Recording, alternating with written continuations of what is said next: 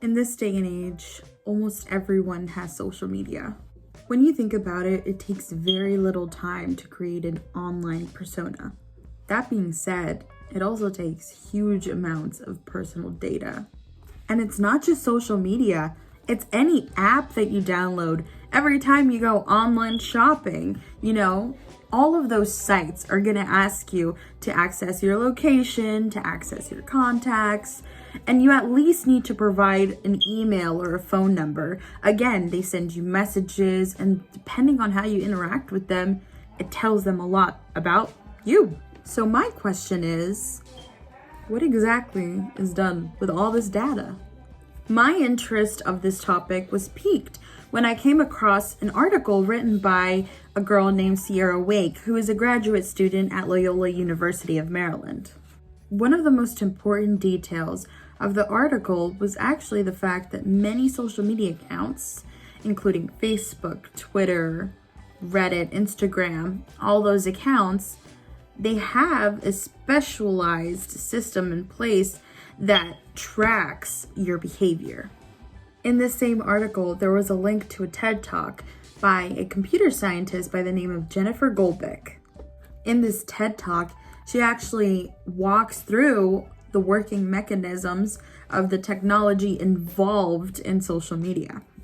In her video, she spoke about companies like Target and big corporations like Facebook use your data, use your patterns of behavior, use your Google searches, every little detail, every little thing that you use in your digital footprint, which is why digital footprint is very important.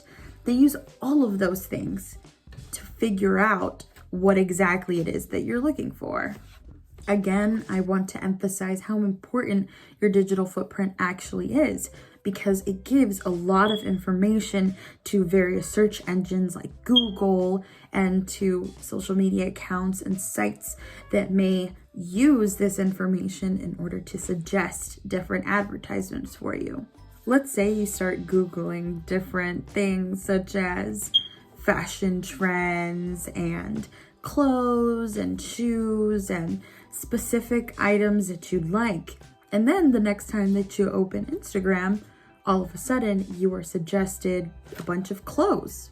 In my personal experience, sometimes I catch myself watching food videos for hours and I just like things and save recipes that I'm never going to make, but I still save them. And then all of a sudden the next day, all of my social media accounts have food in them, and all I see is food, all I'm suggested is food, and I have advertisements for things like HelloFresh and other food related things. It scares me because sometimes you linger on these pages for a little bit longer than you usually do, and all of a sudden that is all that you're suggested. Social media is able to pinpoint your exact location as well as other things in your area that it can suggest. So for example, let's say I'm shopping at Walmart and all of a sudden I get suggested an ad for Starbucks.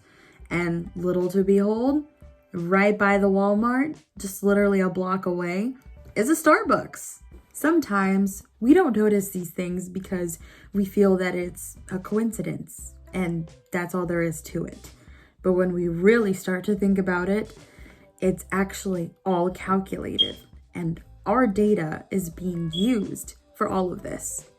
So my question is, are you scared? Are you freaked out? Are you more wary now that you understand how your information is used? Going back to the TED Talk, Goldbeck explains that the best way to give the power back to its users is by policy and laws. Us internet users need to be protected. There's kids and people of all ages, honestly, on the internet all the time. And it's important that the data that we use and the information that we display is protected. In order to be protected, political action needs to be taken. Another way for us to get back this power is through science and simply developing mechanisms that would alert people, hey, you do realize that your information will be used. It is important that we as a community and as people are aware of what we are displaying on the internet. This comes back to your digital footprint. Always be wary of what you post. Always be wary of what you search. Always be wary of who you follow and who you speak to on the internet, because you never know how that data may be used against you.